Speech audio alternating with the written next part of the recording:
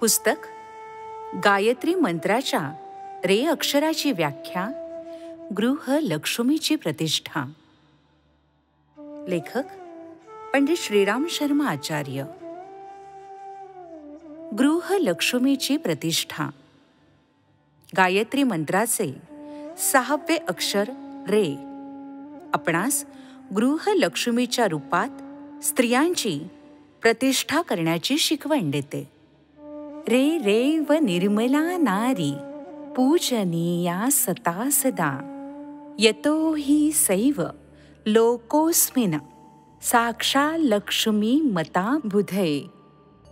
अर्थात स्त्री ही सदैव नदी समान निर्मळ असते.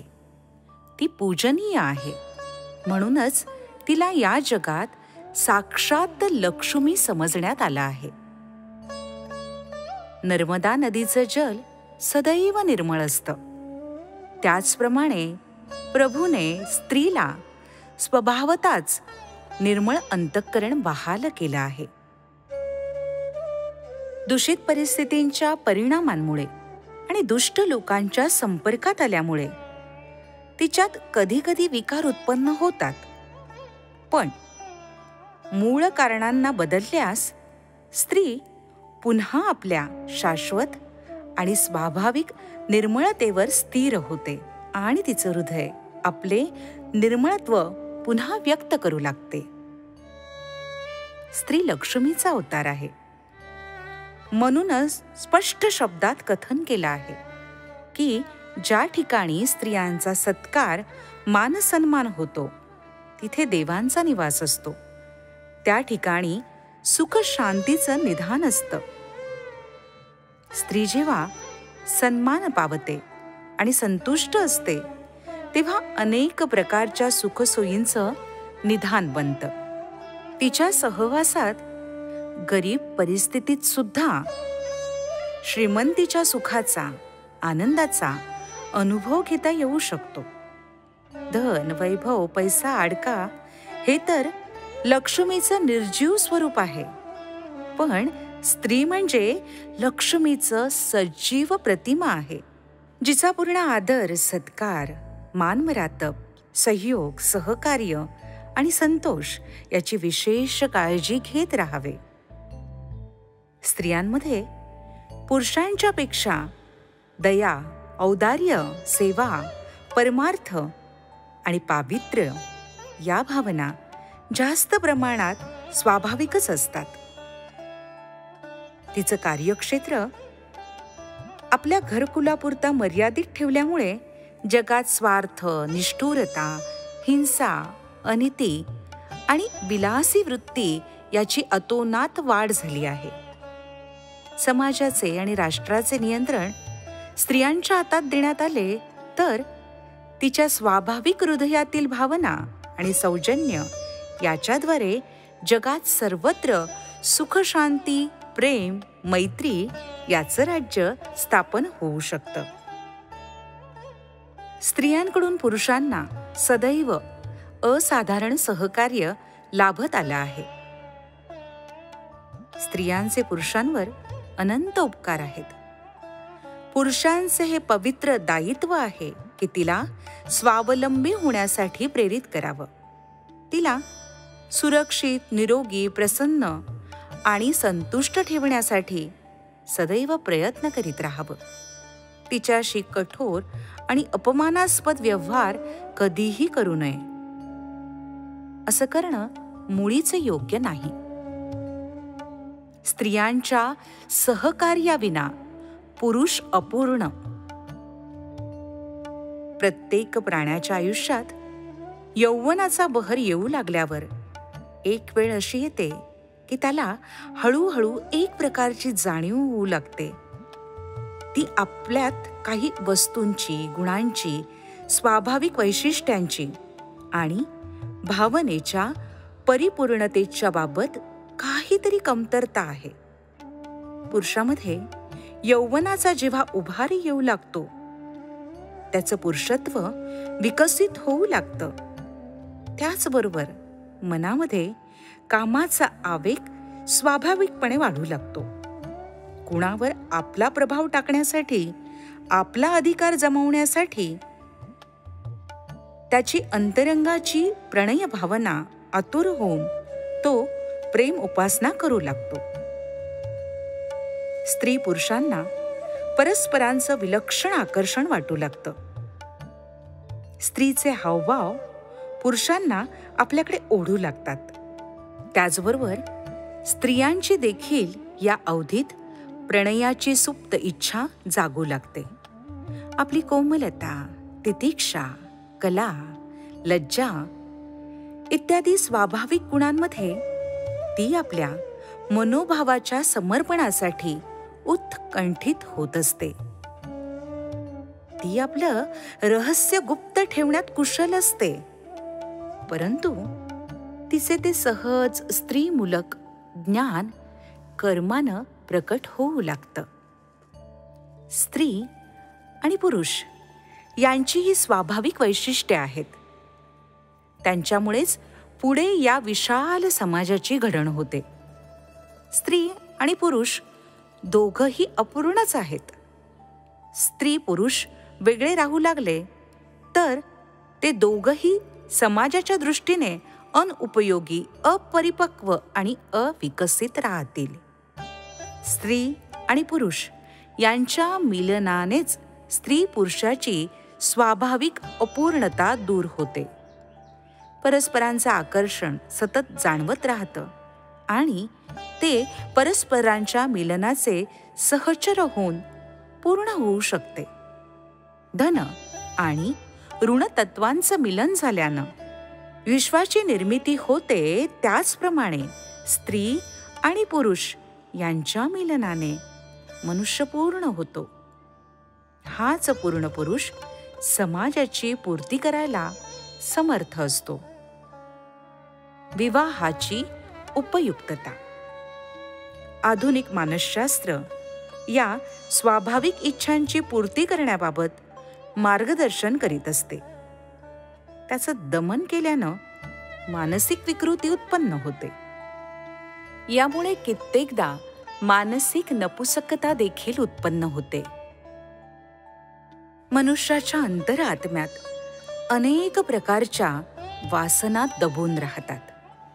त्यामुळे वेळोवेळी त्याच्या अस्वाभाविक उद्रेक होतो. त्यामुळे तो मनुष्य कित्येकदा अमानवी व्यवहार आणि सामाजिक नियमांची पायमल्ली करू लागतो. लोकांना वाईट वागणूक देणं, शिवीगाळ करणं, आरडाओरडा करणं, वेडेचाळे करणं, हिस्टेरिया, स्मृतीभ्रष्ट अशा अनेक प्रकारच्या मानसिक विकृती उत्पन्न होतात. मानसिक व्यवहारांमध्ये सुद्धा एक प्रकारचा विचित्र संघर्ष सुरू होऊन मनाच्या अनेक प्रकारच्या भावना विकसित होत नाही. प्रत्येक बाबतीत कुणाची तरी तक्रार करण्याची आतातायी प्रवृत्ती बनू लागते. दुसऱ्यांविषयी अनुदारपणा, सहनशीलतेचा अभाव, इतरांची टीका, निंदा, नालस्ती हे त्याचे नित्याचे व्यवहार बनतात. फार तापट स्वभावाचा, असंतुष्ट वृत्तीचा, नेहमी नाराज राहणारा, उग्र स्वभाव असणारा मनुष्य वासनेचा योग्य प्रकारे विकास आणि परिष्कार न झाल्यामुळेच असा बनतो. गीतेत अशा प्रकारच्या जीवनाची निंदा केली आहे. प्रत्येक स्त्री पुरुषाच्या आयुष्यात एक वेळ अशी येते की जेव्हा त्याला आपल्या जीवनाचा सहचर शोधावा लागतो. योग्य जीवन सहचराची निवड करताना वय, विचार, भावना, परिस्थिती, एकूण वातावरण याचा विचार करून सद्गृहस्थाकरिता योग्य निवड करायला हवी. योग्य शिक्षण आणि आध्यात्मिक विकास याचा सुद्धा यात समावेश असणं आवश्यक आहे. असं विवाह मानसशास्त्राच्या दृष्टीनेही योग्य आणि समर्थक असतात. आपण अविवाहित राहणं, ब्रह्मचर्याचं पालन करणं हे महान ध्येय आहे. त्याचं फळ मोठं आहे.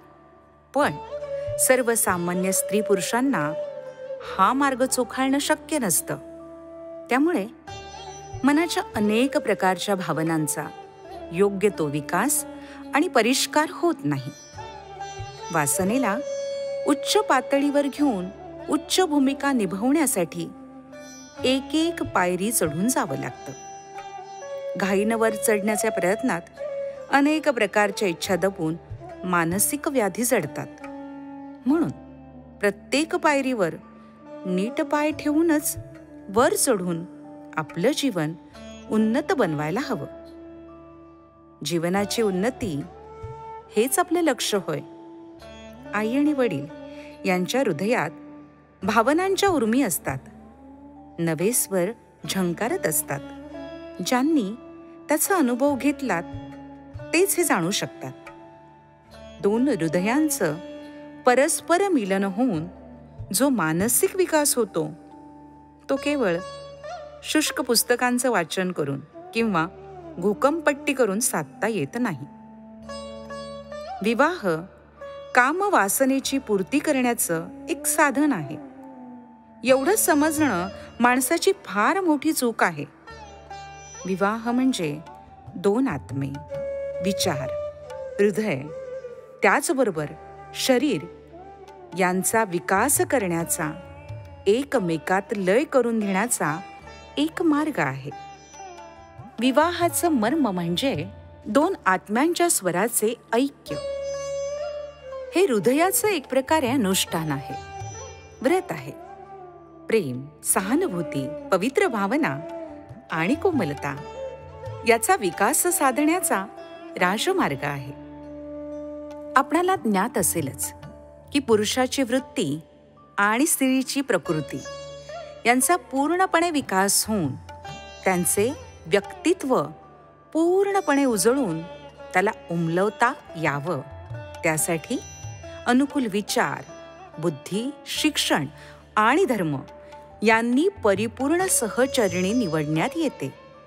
योग्य वयात योग्य वेळी विवाह करण्यात आला तर अशी जोडपी सुशील, आज्ञाधारक, प्रसन्न मनाची, सरळ स्वभावाची, मिसळून राहणारी, योग्य व्यवहार करणारी, चांगली राहणीमान सांभाळणारी, शांत मनाची, दृढ वचनांची, सहानुभूती असणारी, मधुर भाषण करणारी, आत्मविश्वासाने परिपूर्ण आणि दीर्घायुषी होतात हे दिसून येतं. लग्न हे आत्मविकासाचं मुख्य साधन. हिंदू धर्मात ज्या 16 संस्काराचं विधान सांगण्यात आलं आहे त्याचं ध्येय आहे मनुष्याला पशुत्वाकडून दैवत्वाकडे वळवणं. तो जसा वाढू लागतो तसा त्याचा आत्मभाव व्यक्त होऊन त्याचा आत्मविस्तार होऊ लागतो.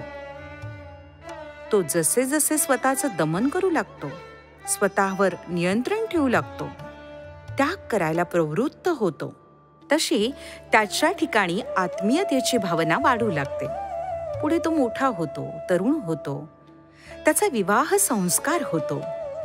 हा संस्कार झाल्याबरोबर मनुष्यावर अनेक प्रकारच्या नव्या जबाबदाऱ्या येऊन पडतात.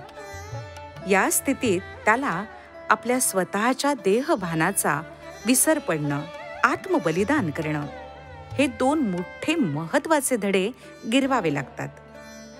काही काळानंतर त्याला मुलाचा पिता होण्याची संधी लाभते.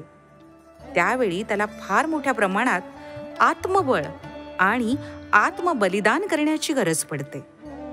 कारण त्याशिवाय मुलाचं संगोपन नीट करता येणं शक्य नाही. त्याचबरोबर आपल्या जीवन सहचराबरोबर त्याच्या व्यक्तित्वात आपलं व्यक्तित्व सामावून घेणं जरुरीचं असतं. कारण त्याशिवाय त्याला आपल्या दायित्वाचा पूर्णपणे आणि चांगल्या प्रकारे निभाव करताच येणार नाही. त्याच्या व्यक्तित्वात आपलं व्यक्तित्व विलीन करून घेणं, स्वतःच्या व्यक्तिभावांचा होम करणं, हे सर्व कार्य स्वतःचा देहभाव कायम ठेवून पूर्ण होऊ शकत नाही. या आयुष्यात आपल्या इच्छेचा विरोध करणं, स्वतःवर पुरेपूर संयम ठेवणं याची पूर्णपणे साधना करावी लागते. कारण त्याशिवाय आपल्या जीवनाच्या सहचराच्या बरोबर पूर्णपणे मिसळून जाणं जमू शकत नाही. म्हणून विवाहामध्ये स्वतःचं विलनीकरण करणं अत्यंत आवश्यक आहे. आणि हे आत्मविलनीकरणाचं कृत्य म्हणजे आपल्या देहभावाचा विसर पडण्यासारखंच असतं. यातून दैवत्वाला जागवण्याची एक मोठी साधुता मनुष्याच्या हातून घडते. एकंदरीत लग्न म्हणजे माणसाला पशुत्वाकडून दैवत्वाकडे घेऊन जाण्याचा एक प्रमुख मार्ग आहे.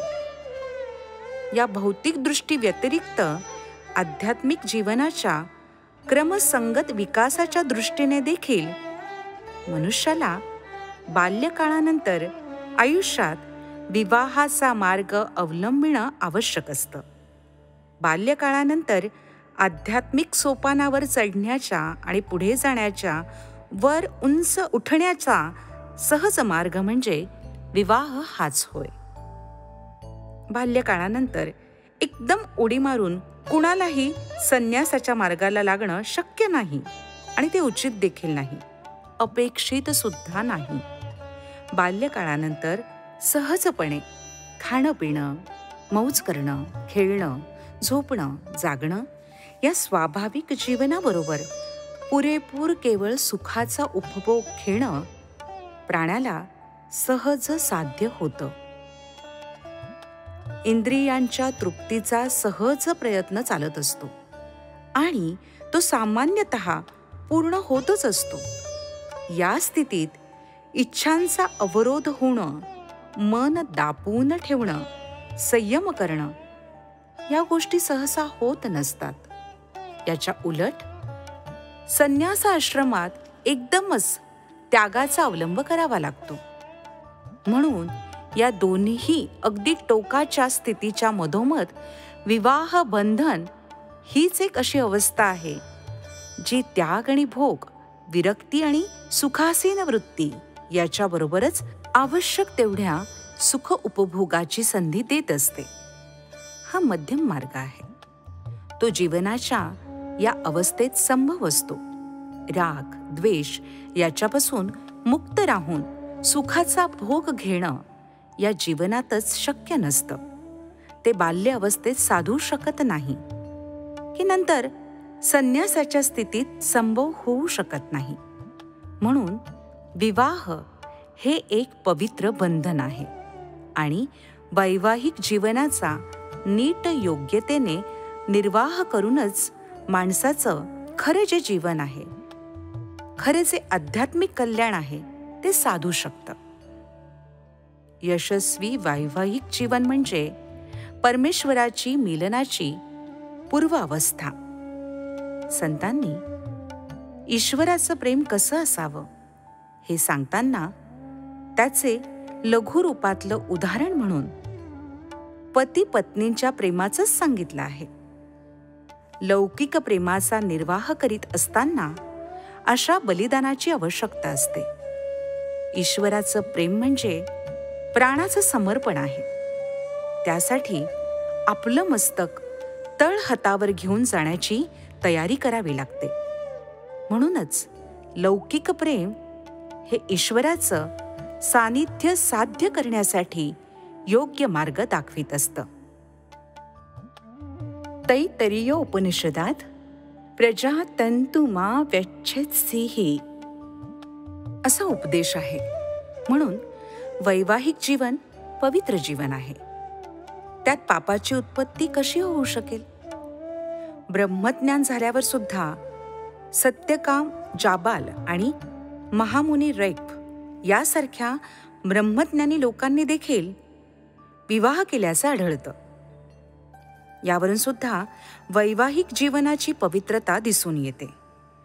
केवळ आत्मसंयम असणं किंवा नसणं हे वैवाहिक जीवन पवित्र किंवा अपवित्र ठरवतो. भगवान श्रीकृष्णांनी देखील सांगितलंय. ते म्हणतात, धर्मा विरोधो भूतेषु कामोस्मिन भरतवर्षभ. म्हणजे प्राण्यांच्या ठिकाणी धर्म अवरुद्ध काम मीच आहे. समानी वा आकुतिः समाना हृदयानिवः समानमस्तु वो मनो यथावह सुसाह हसती. अर्थात आमचं आचरण समान असावं, आमचे हृदय, आमची मनं समान असावीत. आम्ही एकमेकांच्या साह्यास सतत तत्पर राहावं. आपण जर आपल्या जीवनाच्या सहचराबरोबर एकात्मता आणि अभिन्नता याचा अनुभव करू शकणार नाही, तर वेदांमध्ये वर्णन करण्यात आलेल्या समाजाच्या बाबतीत एवढी एकात्मता आणि अभिन्नता प्रस्थापित करणं शक्य होणार नाही. या दृष्टीने विचार केला तर विवाह बंधन हे उत्कृष्ट सामाजिक आणि आध्यात्मिक जीवन जगण्याचं उत्तम शिक्षणाचं माध्यम मानायला पाहिजे. विवाह आध्यात्मिक जीवनाच्या विकासासाठी उत्तम संधी आहे. वैवाहिक जीवन पुष्कळांना दुःखमय असल्याचं वाटतं, पण त्यामागचं कारण आत्मसंयम आणि पुरुषार्थ याची कमी आहे. संकट आणि अडचणी आपल्या वैयक्तिक चारित्र्य पुरुषार्थाच्या कमीपणाची सूचना देत असतात. त्याचबरोबर आवश्यक पुरुषार्थ करण्यासाठी आग्रहाचं निवेदन करीत असतात.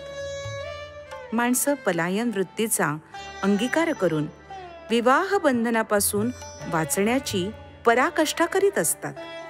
ते या वैवाहिक जीवनाच्या कठीण प्रसंगातून स्वतःला वाचवू शकतात, पण अडचणींना घाबरून त्यांच्यापासून पळ काढणं हे काही जीवनाचं सार्थक म्हणता येऊ शकत नाही. त्याचा मुख्य उद्देशाची त्यामुळे सिद्धी होत नाही. आपल्या अंगी असणाऱ्या चरित्र दोष, पुरुषार्थाचे कमीपण दूर करणं आणि आपली आत्मशक्ती वाढवणं हे जीवनाचं मुख्य लक्ष्य आहे. कारण या कमतरतेमुळे आपल्या जीवनात अडचणी आणि संकट येत असतात. विवाह बंधनापासून दूर राहून उपेक्षा करून आणि आपल्या स्वतःच्या दोषांची उणीवांची डोळेझाक करून आपल्या चरित्राविषयीचे अपूर्णत्व लक्षात न घेता पूर्ण आनंदाचा दावा सांगणं हा एक बुद्धिभ्रम आहे. पूर्ण आनंद माणसाने पूर्णतः पुरुषार्थ संपन्न झाल्यावर आणि आपल्यातील दोष काढून टाकल्यावर प्राप्त होऊ शकतो. विवाह हे पुरुषार्थ परायण होण्याचे आणि पूर्ण दोषमुक्त बनण्याचे उत्तम व्यावहारिक साधन आहे. म्हणून ज्याच्या जीवनात मुळातच काही दोष नाहीत, उणीवा नाहीत आणि ते पूर्ण पुरुषार्थ परायण आहेत, अशीच लोकोत्तर माणसं या मधल्या पायरीच्या वैवाहिक जीवनाची उपेक्षा करण्याचे अधिकारी आहेत. त्यांनी वैवाहिक जीवनाचे आत्मविजय प्राप्त करण्याचं फळ आधीच प्राप्त करून घेतलं असतं. मनुष्याने आपल्या विकासाच्या कालखंडात माता पित्यांचे हृदयस्थ प्रेम प्राप्त करून विकसित केलं आहे. या विकसित हृदयातच कोमल भावनांचा वास असतो आणि त्यामुळेच मनुष्याला देवपम बनता येतं. याच कारणामुळे मनुष्य प्राण्याने या हिंसक विश्वामध्ये स्वतःचं स्थान उच्च ठेवलं आहे. हे प्रेमपूर्ण हृदय मिळवण्यासाठी आणि त्याचा पूर्णपणे विकास करून घेण्यासाठी विवाहाचं बंधन हेच मुख्य द्वार आहे. आपले वैवाहिक जीवन कसं सुखी होईल? लग्न हे आत्मविकासाचं आणि चरित्राच्या विकासाचं मोठं साधन आहे. आपल्या संपूर्ण जीवन प्रवासात लग्न महत्वाचं वळण असतं. आणि त्यामुळे आपल्या जीवनात परिवर्तन घडून येतं. वैवाहिक जीवन पूर्णपणे सफल आणि सुखमय बनवायचं असेल तर त्यासाठी त्याविषयीची संपूर्ण माहिती योग्य वेळी पूर्णपणे प्राप्त करून घेणं आपलं कर्तव्य ठरतं. पण आजच्या काळचे तरुण तरुणी याबाबत फारशी काळजी घेत नाहीत आणि जीवनाच्या नियमांकडे विशेष लक्ष न देता क्षणाच्या आवेगाला बळी पडून बाह्य आकर्षणाचा बडेजाव पाहून विवाहाच्या बंधनात गुंतून पडतात. अशा विवाहांचा परिणाम शेवटी दुःखकारकच असतो. खरं तर सफल वैवाहिक जीवन मनुष्याच्या सुखी जीवनाचा आधार आहे. खरं दाम्पत्य प्रेम असावं, त्यामुळे दोघांच्याही अंतर आत्म्याचा विकास होतो आणि त्यांच्यामध्ये पुरुषांची स्त्रियांविषयी आणि स्त्रियांची पुरुषांविषयी असणारी स्वाभाविक स्नेह भावना उत्पन्न होण्याला मदत होते. दाम्पत्य प्रेम सुखी वैवाहिक जीवनावरच आधारलेलं असतं. आता हे पाहणं उपयुक्त होईल की सुखी वैवाहिक जीवनाचं मूळ तत्व काय आहे. खरं पाहता वैवाहिक जीवनाच्या आनंदाचा कोणताही निश्चित असा मापदंड नाही किंवा कुठला निरपेक्ष नियमही नाही, ज्यामुळे या जीवनाच्या क्षेत्रात मानवी संबंधांचं नियंत्रण होतं. ज्या परिस्थितीत अनेक स्त्री पुरुष दुःख, निरुत्साह, यातना भोगत असतात, असं जीवन कित्येकांना सुखकारक झाल्याचं दिसून येत असतं. कित्येक दाम्पत्य संतान नसल्यामुळे दुःख अनुभवतात, तर कित्येक जण संतान नसतानाही पूर्णपणे सुखी असतात. कित्येक आपल्या दारिद्र्याच्या दारुण परिस्थितीमुळे दुःखी असतात, तर कित्येक श्रीमंतीच्या भारामुळे दुःखी असतात. शारीरिक प्रतिकूलता एका दाम्पत्याच्या दुःखाचं कारण असेल, तर दुसऱ्याच्या बाबतीत हीच स्थिती एकमेकांचा आधार देण्याचं, सहकार्य करण्याचं कारणीभूत असेल. कित्येक अशा गोष्टी असतात ज्यांना विवाहापूर्वी किंवा जीवनाच्या आरंभी फारसं महत्त्व देण्यात येत नाही, पण काही काळ गेल्यानंतर याच गोष्टी त्यांच्या सुखाला किंवा दुःखाला कारणीभूत ठरतात. कित्येक दाम्पत्य जी सुरुवातीला फार सुखी, आनंदी, समाधानी दिसत होती, ती काही काळानंतर दुःखी राहतात. याचं कारण म्हणजे प्रत्येकाचा मानसिक आणि आध्यात्मिक विकास वेगळ्या वेगळ्या गतीनं होत असतो.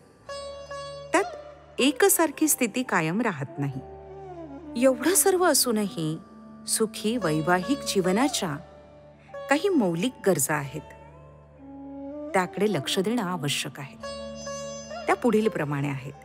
विवाह बंधनात बांधल्या गेलेल्या जोडप्यांची एकमेकांविषयीची आस्था आणि आत्मसन्मान जपण्याची भरीव दृष्टी, मनाची परिपक्वता, शारीरिक आरोग्य, एकमेकांच्या दृष्टिकोनामध्ये मानसशास्त्राच्या दृष्टीने स्वतंत्र प्रेम करण्याची कला आणि लैंगिक शास्त्रोक्त ज्ञान, कुटुंबाच्या जबाबदारीची पूर्ण जाणीव, आहोत त्या स्थितीत त्याला अनुकूल असे आचरण करण्याची प्रगत बुद्धी आणि योग्यता, काल्पनिक आदर्शाला कुरवाळीत राहण्याची अस्थिर मनोवृत्ती, विशाल आणि उदार मानवी मनाची प्रवृत्ती, परस्परांच्या संयोगानं पुढे वाटचाल करण्याची, एकमेकांसाठी कष्ट सहन करण्याची तयारी आणि एकमेकांच्या सुखात आपलं सुख मानण्याची आणि एकूणच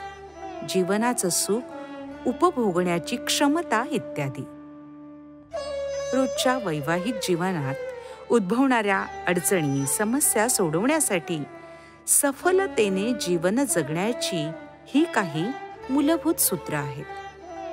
आपल्या जीवन सहचराची वास्तविक स्थिती आणि एकूणच परिस्थिती याची पूर्ण जाणीव ठेवून संपूर्ण आपलेपण दाखवण्याची आणि सदैव प्रोत्साहित करीत राहण्याची तत्परता असेल तर दाम्पत्य जीवनात येणाऱ्या सामान्य अडचणींना सहजपणे दूर करता येऊ शकतं. दोघे जर चांगले शिकलेले असतील, दोघांनीही समाजाला उपयुक्त असणाऱ्या कामात भाग घेण्याची, समाजासाठी काहीतरी कर्तव्य करण्याची भावना समान रूपानं दाखवली तर सोन्याला सुगंध लाभल्यासारखं होतं. काही प्रमाणात आर्थिकदृष्ट्या स्वातंत्र्य, धार्मिक आणि सामाजिकदृष्ट्या समानता, साम्यता याचा जर दोघांच्या जीवनात अंतर्भाव होत असेल तर वैवाहिक जीवन सफल बनवण्यासाठी फार उपकारी ठरतं. अशा दाम्पत्याचं जीवन सुखी होतं. प्रत्यक्षात वरील आदर्शाकडे लक्ष देऊन त्यांना साधण्याचा संकल्प घेऊन विवाह संबंध स्थापित करणारी माणसं फारच कमी असतात. त्यामुळे समाजात अनेक ठिकाणी असामान्य जोखीम बरीच पाहायला मिळते. कुठे पुरुष निर्दयी असेल तर कुठे स्त्री अबला, कुठे जोमदार पुरुषी बायको तर बाईल्या पुरुष, कुठे स्वतंत्र आणि धाडसी शूर पुरुष असेल तर त्याची स्त्री भित्री आणि मूर्ख असते. कुठे चांगली गलेलठ्ठ धष्टपुष्ट बायको तर नवरा हडकुळा आणि अशक्त असतो. कुठे एखादी अबोल मुग्ध निरागस बालिका तर तिचा पती जखड म्हातारा. कुठे अशिक्षित गावंढळ पत्नी तर तिचा पती चांगला उच्च शिक्षित. कुठे सुंदर पुरुष तर त्याची कुरूप स्त्री, सुस्वरूप स्त्री आणि कुरूप नवरा. अशी विचित्र जोडपी पाहायला मिळतात. वैवाहिक असफलतेच्या इतर कारणांशिवाय लैंगिक विज्ञान आणि प्रेमकला याच्याविषयी माणसाला योग्य ज्ञान नसेल तर ते सुद्धा असफलतेचं मोठं कारण होऊ शकतं. आजकाल सुरुवातीपासूनच सर्वांना चालण्या बोलण्याचे, वागण्याचे, नमस्कार चमत्कार करण्याचे, नीट टापटीप कपडे घालण्याचे आणि सामाजिक शिष्टाचार याचे रीतसर शिक्षण देण्यात येत असतं. आपले आणि आपल्या कुटुंबाचं पोट भरण्यासाठी काही काम करणे, उद्योग करणे याचं शिक्षण देखील योग्य वेळी देण्यात येत असतं. पण कुणीही स्त्री किंवा पुरुषाला सफल प्रेमी, प्रियकर, आदर्श पती किंवा पतिव्रता पत्नी याचं शिक्षण कुणा शिक्षकाकडे मिळत नाही. आधुनिक जीवनाला शापच आहे की आपण अश्लील, अनाठायी वर्णनाने भरलेल्या कथा, कादंबऱ्या वाचतो. काम उत्पन्न करणारे चित्र पाहून वासना उद्दीत करू लागतो. अश्लील साहित्य वाचून आपली भावना भडकावू लागतो. लंपट दृश्यांनी भारलेली नाटकं आणि चित्रपट पाहतो. या प्रबळ प्रवाहात वाहत जाऊन अपरिपक्व तरुण मुलांच्या डोक्यात वाईट विचारांचं तण भरून देतो. त्यांची स्वाभाविक कामप्रवृत्ती भडकावून विकृत बनवतो. एकीकडे उत्तेजित वातावरण आपण स्वतःच उत्पन्न करतो आणि दुसरीकडे लैंगिक विषयावर एक गुप्ततेचा आणि अपवित्रतेचा भ्रामक पडदा घालून ठेवतो आणि आपल्या मुलांना याविषयी शास्त्रोक्त ज्ञानापासून वंचित ठेवतो. मुलीला सासरी पाठवताना तिच्या गळी हे उतरविण्याचा प्रयत्न करतो की तिच्या जीवनाचं केवळ एकच ध्येय आहे आणि ते म्हणजे वैवाहिक जीवन सफल बनवणं, आपलं घर चालवणं.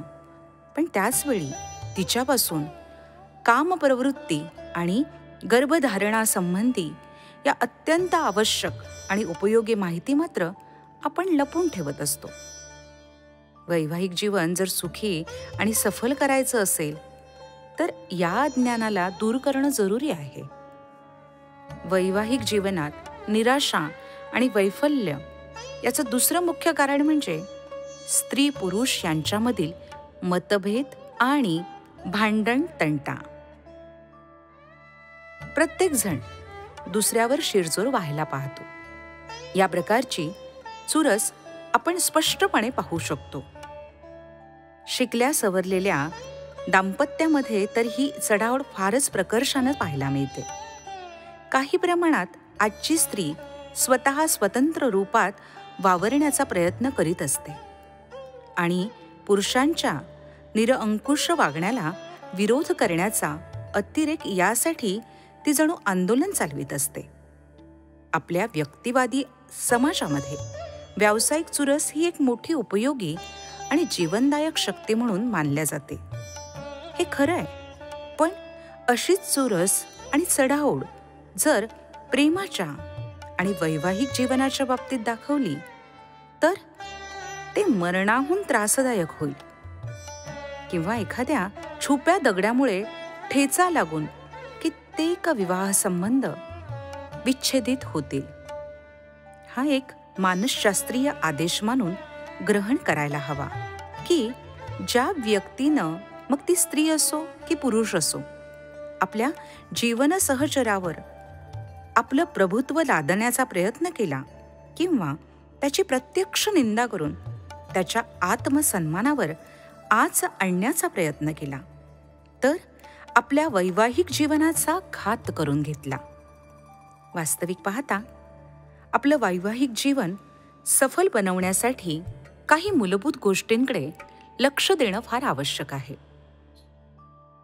बाह्य आकर्षण किंवा सौंदर्य यावर प्रेमाचा आधार टिकवून न ठेवता आपली आर्थिक परिस्थिती, मुलाबाळांच्या पालनपोषणाच्या आवश्यकतेची माहिती, रिकाम्या वेळेचा सदुपयोग, एकमेकांच्या भावनांचा विशेष मान ठेवणं, कुठल्याही कामाची जबाबदारी दोघांनी मिळून उचलण्याची खेळकर वृत्ती इत्यादी अत्यंत आवश्यक गोष्टींवर परस्पर गांभीर्यानं विचार करून आपली जीवनाची नाव कौशल्याने पार पाडता येऊ शकते.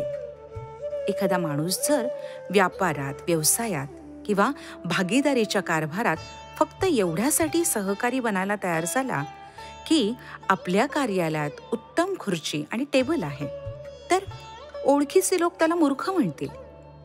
पण जर कुणी तरुण एखाद्या मुलीशी केवळ एवढ्याचसाठी लग्न करायला असुसलेला असेल की ती मुलगी दिसायला खूप सुंदर आहे, चांगलं नृत्य करते आणि पार्ट्यांमध्ये जाण्याची तिला हौस आहे, आणि अशा वेळी त्याचे मित्र त्याला भाग्यवान आहेस असं म्हणायला आणि त्याचं तोंड भरून अभिनंदन करायला कधी थकत नाहीत, हे असं लग्न कितपत टिकेल? सौंदर्यावर आणि आकर्षणावर आधारलेलं प्रेम फार काळ टिकून राहू शकत नाही. वय जसं वाढत जातं आणि यौवनाचा भर उतरू लागतो तेव्हा बाह्य आकर्षणाच्या आधारानं उफाळलेलं प्रेम ओहोटीस लागतं. प्रेमाचे स्नेहबंधन अंतरंगातील सौंदर्यावर अवलंबून असतं. प्रत्येक व्यक्तीमध्ये कोणता ना कोणता गुण अवश्य असतो. दाम्पत्याला परस्परांच्या अंतरातील सौंदर्य आणि आतल्या गुणांची पारख करून प्रेमानं जीवन जगायला हवं. विवाह बंधनात बांधून घेण्याआधी मात्र पुढला विचार नीट करून दोघांमध्ये, दोघांच्या विचारांमध्ये जास्तीत जास्त साम्य राहायला हवं. सुरुवातीला याची नीट काळजी घेतली नाही, घाईगर्दीने निर्णय घेण्यात आला किंवा बेसावध राहिले तर त्याचा परिणाम जीवन दुःखी बनणे इतका गंभीर होऊ शकतो. शेवटी एक गोष्ट नीट लक्षात ठेवावी की वैवाहिक जीवन सुखी बनवण्यासाठी सर्वोत्तम मार्ग असा आहे की लग्नाआधी आपल्या जीवन सहचराची पूर्ण ओळख करून घ्यायला हवी. पूर्ण माहिती काढून मगच विवाहाचा निर्णय घ्यावा. एकदा विवाह होऊन गेल्यावर जोडीदार जसा आहे तसाच समजून घेण्याचा मनापासून प्रयत्न करावा. कल्पनेतील आदर्शाचा त्याग करून संतोष आणि आदरानं आपल्या सहकार्याच्या गुणांचा उपयोग करून घ्यावा आणि दोघांचं जीवन सुखी बनवावं. वैवाहिक जीवनाच्या जबाबदाऱ्या. लग्न करणं हे खरं पाहता सर्वात जबाबदारीचं काम आहे. वैवाहिक जीवनात प्रवेश करण्यापूर्वी पूर्णतः आणि सारासार विचार करून मगच काय तो निर्णय घेण्यात यावा.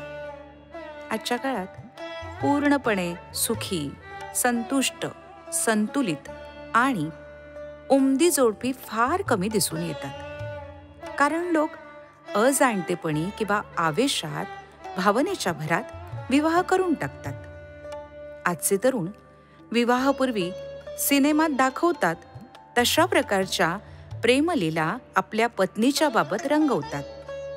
कल्पनेच्या विश्वात विहार करीत असतात. अशा लोकांना आपल्या वैवाहिक जीवनात निराशा पदरी पाडून घ्यावी लागते. पाश्चात्य देशात घटस्फोटांच्या वाढत्या संख्येचे मुळात हेच कारण आहे.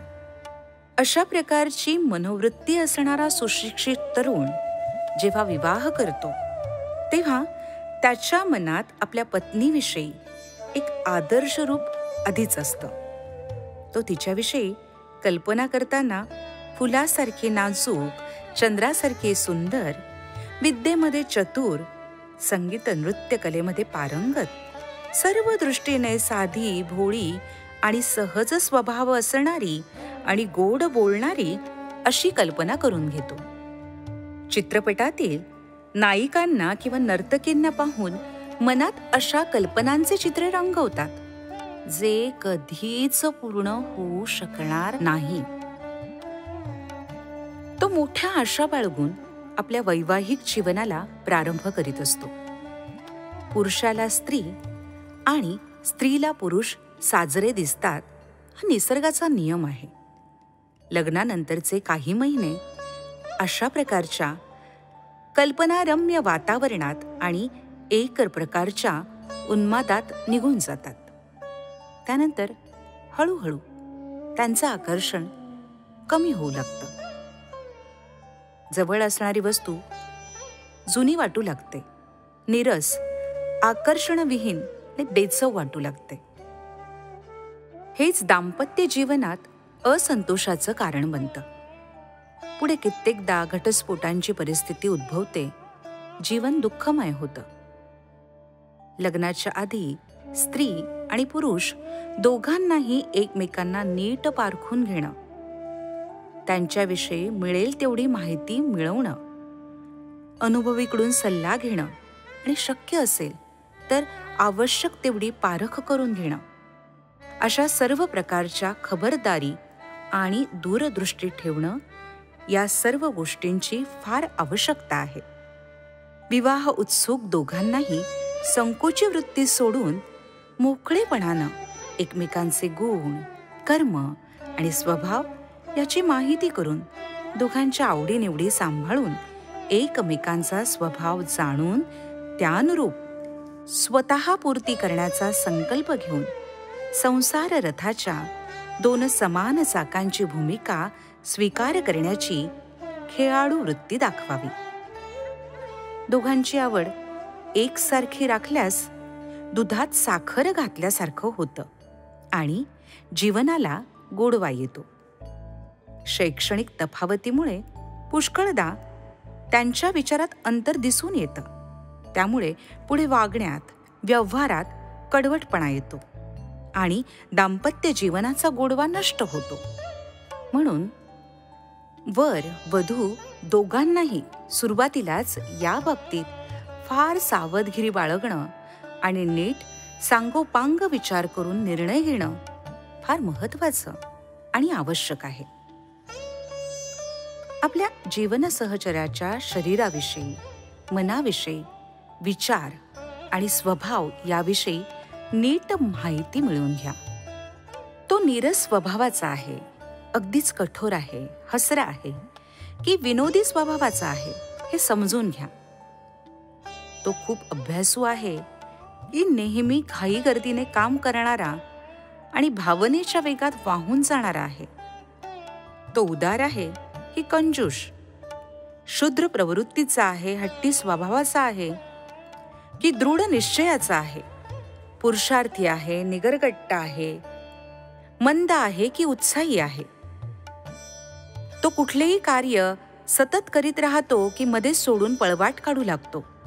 प्रेमाच्या संबंधात त्याचे कसे विचार आहेत, त्याची आर्थिक स्थिती कशी आहे, त्याच्या सवयी आणि आवश्यकता कशा प्रकारच्या आहेत, या सर्व बाबतीत, या सर्व प्रश्नांवर आणि याशिवाय इतर गोष्टींबाबत नीट माहिती काढून त्याच्यावर विचार करून मगच विवाहाचा काय तो निर्णय घेणं योग्य असतं. जबाबदारी वाहणं. लग्नानंतर आपल्यावर फार मोठी जबाबदारी येऊन पडते. पतीला आपल्या पत्नीच्या आरोग्याची काळजी घ्यावी लागते.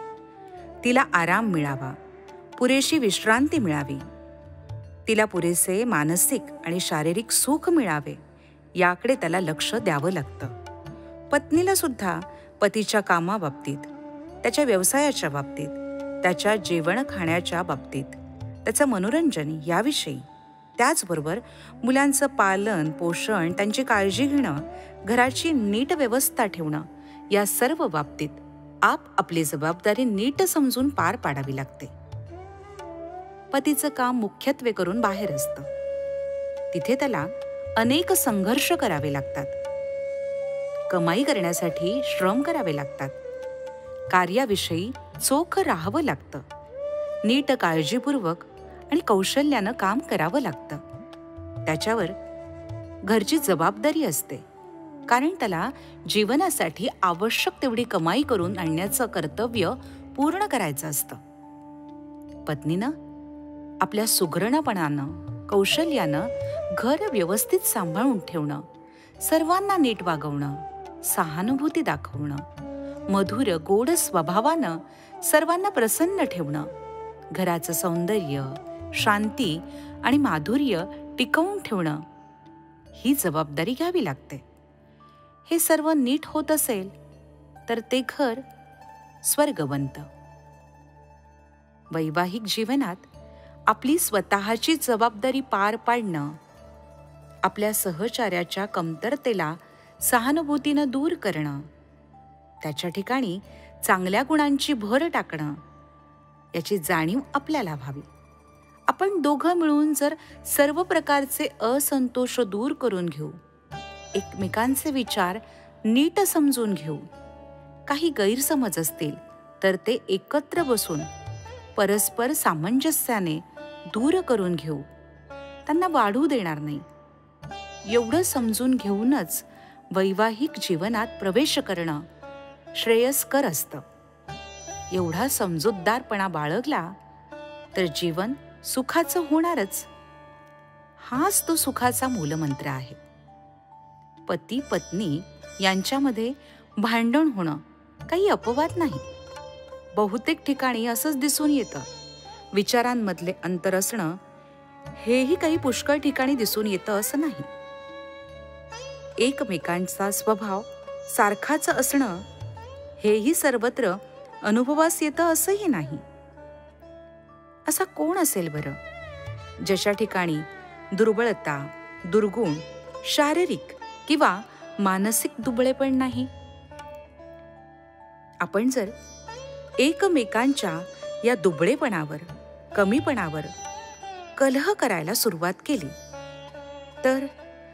तर त्याला काही अंतच राहणार नाही. पाहता पाहता हा असंतोष फार महाभयंकर राक्षसाचं रूप घेऊन आपल्या वैवाहिक जीवनात विष घालवून देईल.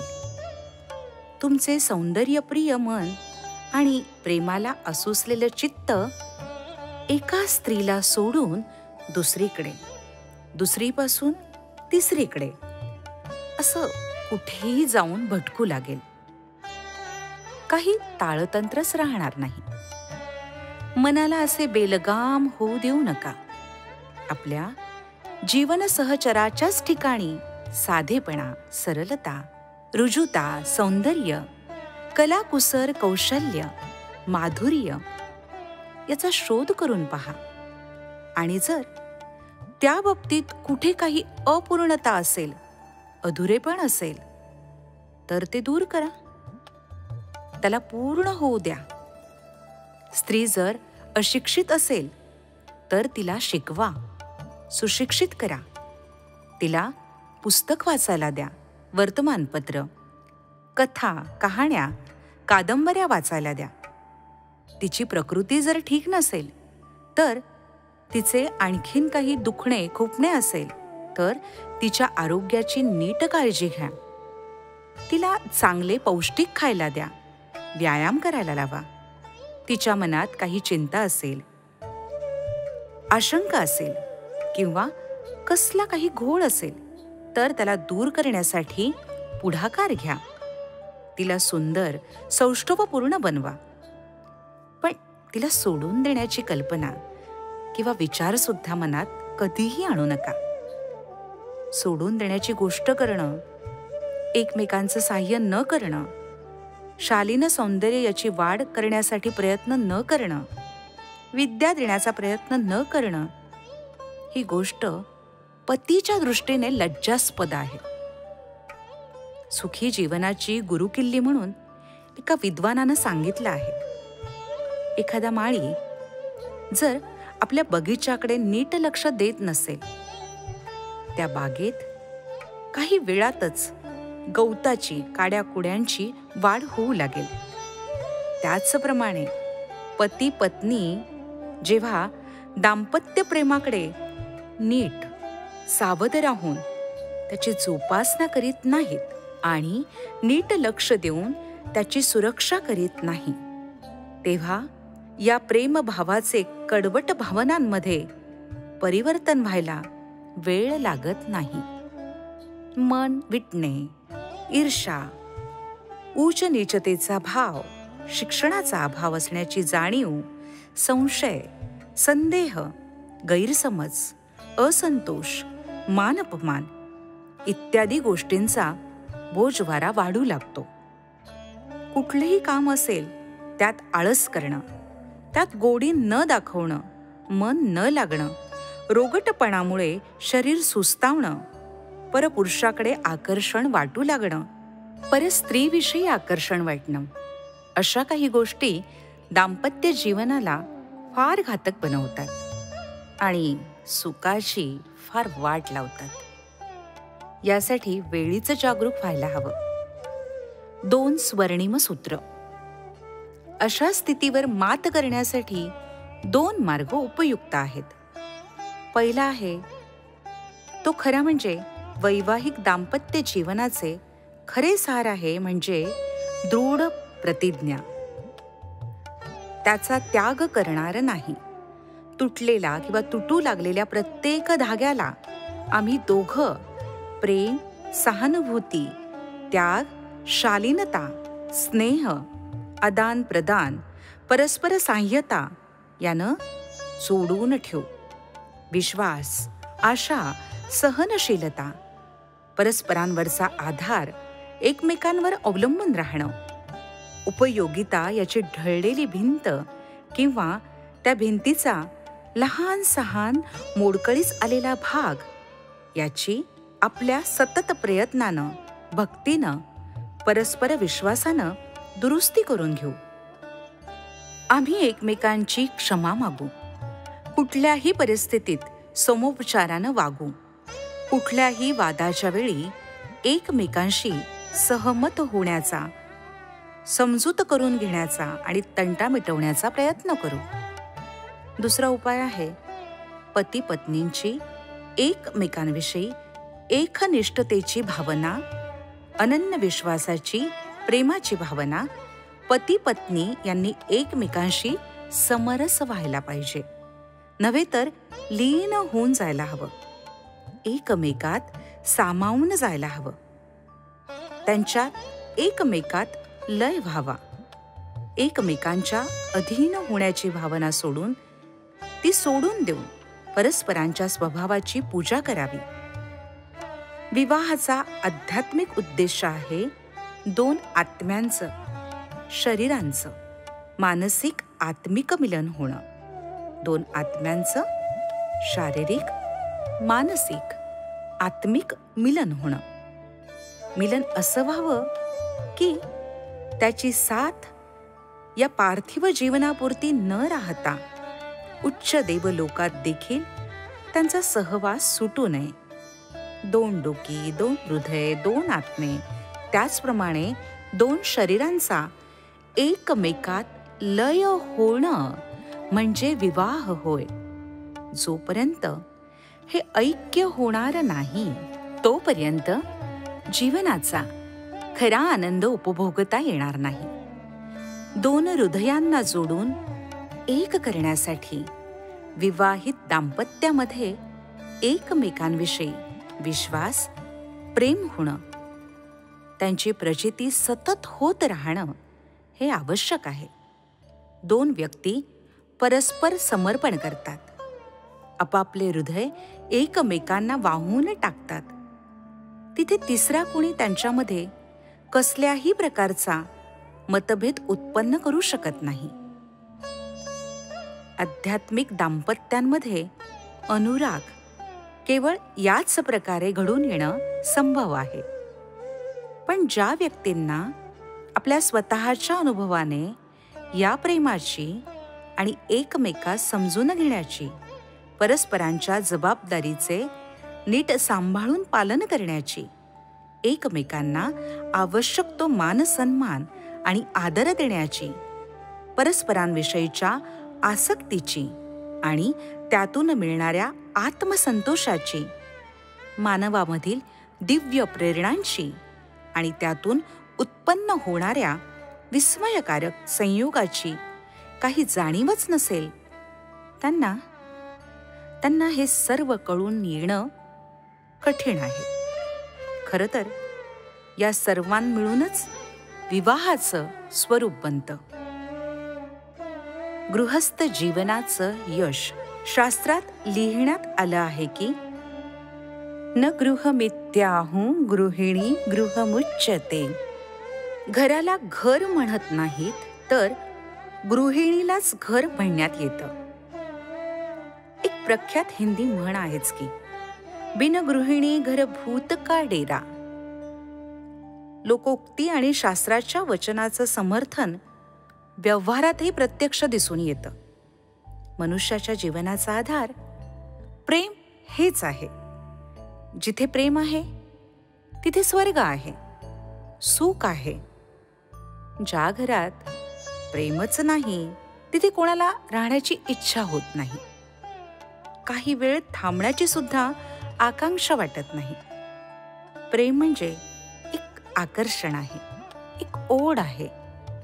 जोपर्यंत मनुष्य हा आपल्याच विषयी विचार करीत असतो तोपर्यंत त्याला कुठूनही कसल्याच प्रकारचं आकर्षण लाभत नाही. पण जो स्वतःला विसरून इतरांवर स्वतःचं समर्पण करीत असतो तेव्हाच त्याला या जीवनाविषयी प्रेम, आकर्षण, ओढ, आपलेपणा वाटू लागतो. स्वार्थाला तिलांजली देऊन जेव्हा तो परमार्थाकडे आणि इतरांच्या स्वार्थाकडे लक्ष देऊ लागतो तेव्हाच हे आकर्षण उत्पन्न होत असतं. तसं पाहता जगात स्वतःहून कोण दुःखाकडे जाणून बुजून चालायला लागेल, पावलं टाकायला लागेल? कोण नसत्या कटकटी आणि चिंता आपल्यावर ओढून घ्यायला लागेल?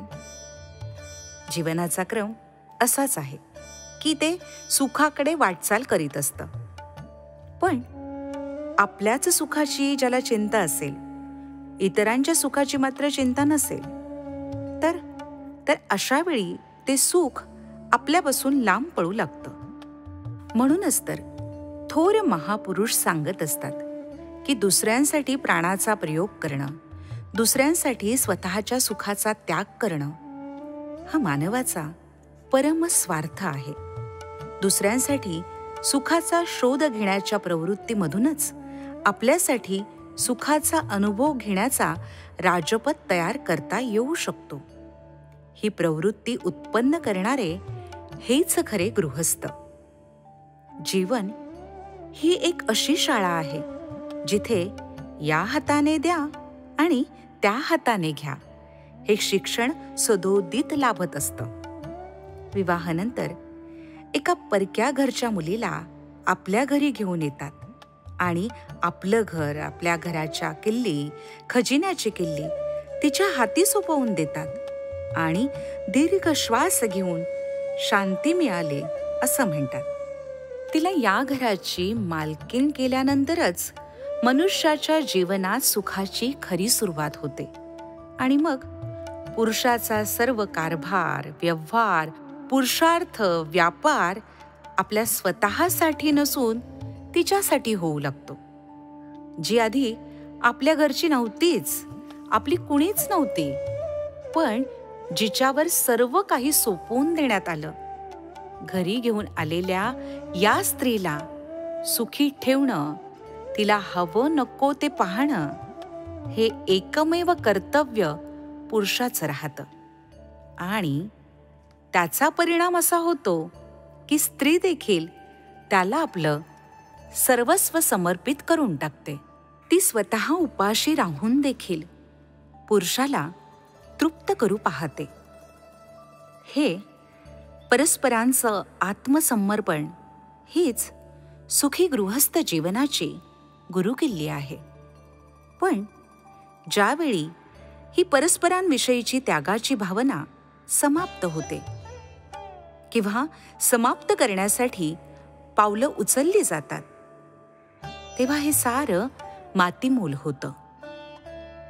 दोघंही एकमेकांकडे शंकित नजरेने जेव्हा पाहू लागतात किंवा एकमेकांना आपल्या अधीन ठेवण्यासाठी आटोकाट प्रयत्न करण्यात येतो, तेव्हा कोणती भावना प्रखर होत असते याची सर्वांना कल्पना आहे. दुसऱ्यांना कमी देणं, स्वतःला जास्त घेणं, हीच ती स्वार्थी भावना असते. ज्या दिवशी ही भावना उत्पन्न होते त्याच दिवशी सुख आणि शांती याचा अस्त व्हायला लागतो आणि एका नव्या शब्दाचा प्रादुर्भाव होतो, अधिकार. एकमेकांना आपल्या काबूत ठेवण्यासाठी मानवाचा पदोपदी झगडा सुरू होतो. अधिकार हा दुसऱ्याकडून काहीतरी घेण्याची भाषा बोलतो, दुसऱ्याकडून काहीतरी हिसकावून घेण्यासाठी, मिळवून घेण्यासाठी जबर आकांक्षा ठेवतो. पण दुसऱ्यांना काही आपणही द्यायला हवं ही गोष्ट मात्र विसरून जातो. या मागण्याच्या आणि भुकेच्या संघर्षामध्ये गृहस्थ जीवनाचं सुख निरोप घ्यायला सुरुवात करतं. आम्ही आधीच सांगितलं आहे की प्रेमाच्या जीवनात सुख, त्याग आणि समर्पण याचेच धडे गिरवले जातात. तिथे अधिकार या शब्दाचा प्रवेश बंद आहे, त्याचा निषेध आहे. तिथे एकच परवलीचा शब्द आहे, कर्तव्य. आपलं कर्तव्य करीत राहा. जे तुम्हाला मिळायला पाहिजे ते मिळेलच, आपसुकच मिळेल. पण कर्तव्याला विसरून काय ते मिळवायचं असेल त्याचीच मागणी पुन्हा पुन्हा पुढे येत राहिली तर जे प्राप्त व्हायचंय ते मिळणं देखील कठीण होऊ लागेल. सर्व प्रकारच्या तंटे, बखेडे, वादविवाद, भांडण याचं हेच एक मूळ आहे. जगाचं कार्य जे सतत सुरळीत चालत राहतं त्याचा मूळ आधार विनियम, आदान प्रदान. जेव्हा काहीतरी देण्याची इच्छा होते किंवा जेव्हा काहीतरी देण्यात येतं तेव्हाच त्याच्या मोबदल्यात लगेच आपणास आवश्यक ते मिळतं. देणं बंद झालं तर मिळणं बंद होणारच. म्हणूनच काही मिळण्याची आकांक्षा असेल तर आधी देण्याची भावना जागवणं जरुरी आहे. पण अधिकारात मात्र देण्याची भावना नसते, फक्त घेण्याची, प्राप्त करण्याची, हिसकावून घेण्याची भावना असते. आणि म्हणूनच आपापसातलं प्रेम आटायला लागतं, कोरडं होऊ लागतं. ज्या दिवशी अधिकाराची लालसा गृहस्थ जीवनात शिरकाव करते तेव्हापासून गृहस्थ जीवन म्हणजे एक आखाडा बनून दंगलीचं मैदान होतं. याच कारणाने आज जगातील जास्तीत जास्त मानव या त्रासदीचे शिकार बनत आहेत. आपलं जीवन अशांत आणि दुःखी बनवित आहेत. आपल्याच हातानं आपल्या घराच्या सुखसुविधेवर पाणी सोडत आहेत. अधिकाराची पहिली आकांक्षा ही असते की दुसऱ्यांना आपल्या ताब्यात ठेवणं, आपल्या इच्छेच्या अधीन ठेवणं, आपल्या सुखासाठी त्याला भोगाचं यंत्र बनवून ठेवणं. एका भावनेचा प्रवाह जेव्हा एका बाजूनं वाहायला सुरुवात होते तेव्हा त्याची प्रतिक्रिया होणारच. मग दुसऱ्या बाजूनेही हा प्रवाह सुरू होतो. दोघंही एकमेकांना जेव्हा आपल्या सुखभोगाचे बाहुले बनवण्याचा प्रयत्न करतात तेव्हा दुसरा देखील पहिल्याला तसंच बाहुले बनवण्यासाठी सज्ज होतो. त्याच्या मनावर देखील त्याचीच धुंदी राहते. ज्या दिवशी पुरुषानं स्त्रीला आपलं अंग उपकरण बनवण्याचा विचार मनात आणला त्याच दिवसापासून स्त्रीनं सुद्धा पुरुषाला आपल्या तृप्तीचं साधन बनवण्याचा चंग बांधला. एकमेकांना सुख देण्याची, प्रसन्न ठेवण्याची भावना तर लोप पावली. प्रेमाची जागा आता भोगानं घेतली. गृहिणीच्या जागी आता रमणी प्रतिष्ठित झाली आणि घरात भूतांचा वास होऊ लागला. गृहिणी मुळातच एक प्रकारे आत्मसाधना करणारी स्त्री होती. ती आता लिपस्टिक, लाली, जॉर्जेट, विलायती पद्धतीने जोडे याची साधिका बनली. दिखाऊपणा वाढला, रुपयांची मागणी वाढली, स्वच्छंद वृत्ती बळावली. पुरुष तिला दाबून ठेवण्याचा प्रयत्न करू लागला.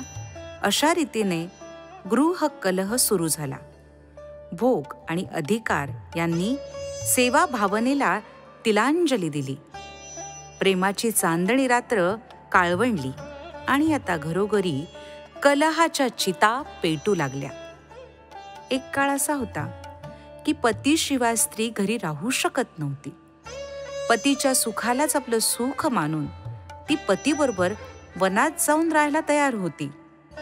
कंदमुळं फळं खाऊन जमिनीवरही झोपून ती सुखी राहायची. भूमी शयन वल्कल वसन असन कंद फळमुळं तेच सदैव सेवूनही सुख लाभे अनुकूल. तीच स्त्री आज अधिकारासाठी तत्पर झालीय.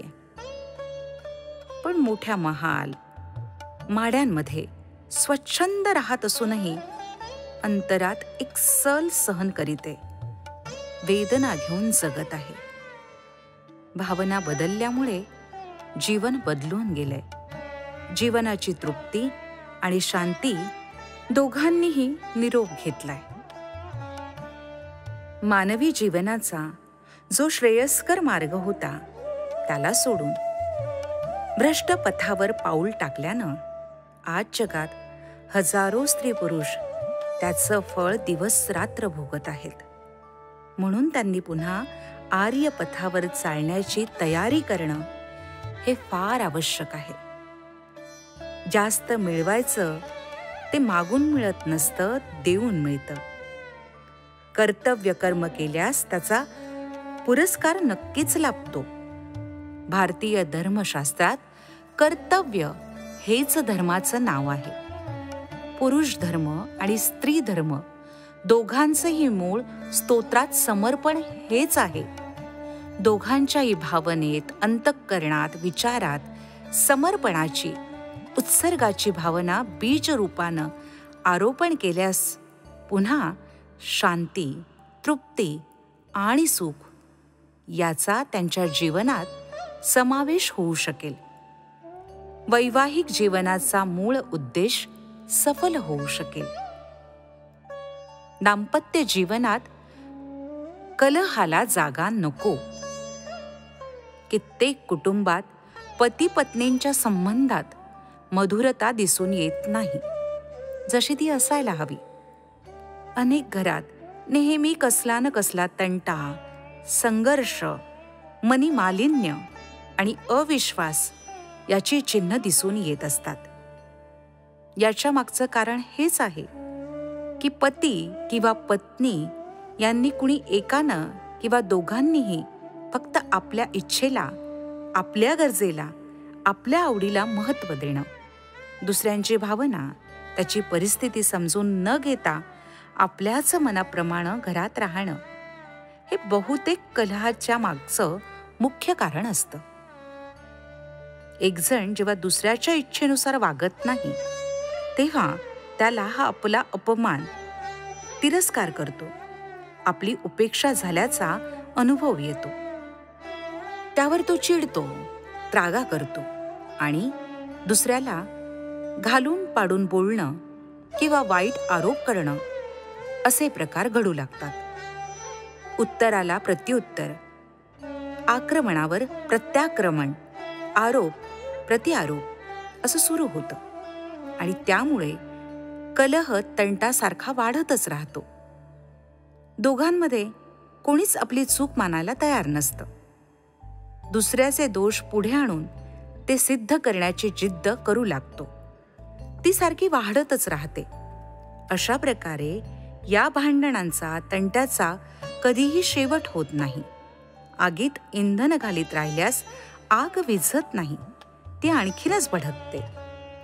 पती पत्नी जर आपले संबंध सुधारून मधुर राहावेत अशी मनापासून इच्छा बाळगीत असतील, तर एकानं दुसऱ्याची योग्यता, मनोभूमी, भावना, इच्छा, संस्कार, परिस्थिती आणि गरजा यांना नीट समजून घ्यायला पाहिजे.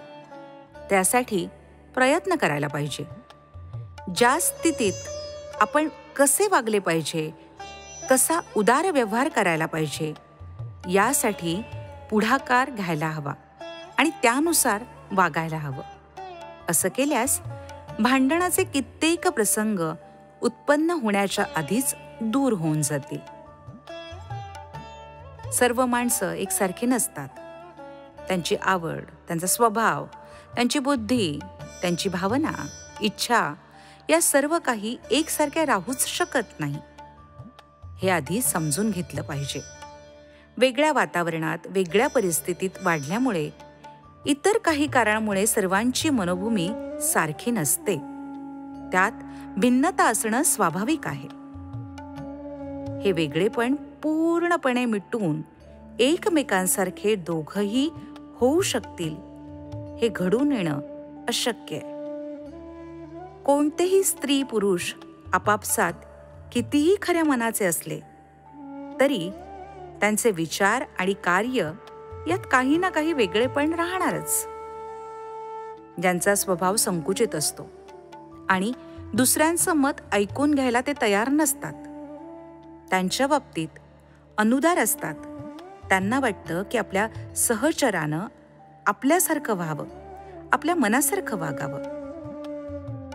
आपल्याला कुठल्याही बाबींवर मुळीच मतभेद दाखवू नये. पती आपल्या पत्नीला पतिव्रतेचा धडा गिरवायला सांगतो. तो तिला उपदेश करतो की तू पूर्ण पतिव्रता असायला हवीस, एवढी उग्र पतिव्रता व्हायला हवीस की पतीची कोणतीही इच्छा असो, त्याचे चांगले वाईट कोणतेही कसलेही विचार असो, स्वभाव असो, सवय असो, त्याच्या कामात हस्तक्षेप करायचा नाही, लुडबूड करायची नाही. त्याच्या उलट स्त्री आपल्या पतीकडून ही आशा करते की त्याच्यासाठी हेच उचित आहे की स्त्रीला आपल्या जीवनसंगिनी समजायला हवं, अर्ध अंग समजायला हवं, तिच्याशी पूर्ण सहयोग करावा, आपल्या अधिकारांची बजावणी न करता तिच्या अधिकारांची उपेक्षा करू नये. या भावना जेव्हा संकुचितपणा आणि अनुदारपणा यांनी धोपटल्या जातात, तेव्हा एक जण समजतो की दुसरा माझ्या अधिकारात आड येतोय, तो माझा अधिकार डावलतो. इथूनच झगडे सुरू होतात, कलहाला सुरुवात होते. सर्व प्रकारची कौटुंबिक भांडणं सोडवण्याचा एकच उपाय, स्त्रीनं पुरुषाविषयी, पुरुषानं स्त्रीविषयी जास्तीत जास्त उदार भावना राखावी आणि प्रदर्शित करायला हवी. कुणी एखाद्या माणसाचा हात किंवा पाय रोगट असेल किंवा त्यात काही व्यंग असेल तर तो त्याला कापून फेकून तर देत नाही ना. त्याला ठेचून टाकणार नाही किंवा त्याच्याविषयी घृणा करणार नाही. असंतोष, निंदा, द्वेष दाखवणार नाही. या उलट त्याला ठीक करण्यासाठी, त्याला सुधारण्यासाठी त्याच्याकडे चांगल्या अवयवांच्या मानानं जास्तच लक्ष देत असतो.